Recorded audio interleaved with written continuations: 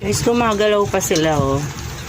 Ayan. Ibig sabihin, fresh na fresh pa yung nabili kong alimasag. Wow! Oh. Ayan. Sumasayaw pa siya. Aray!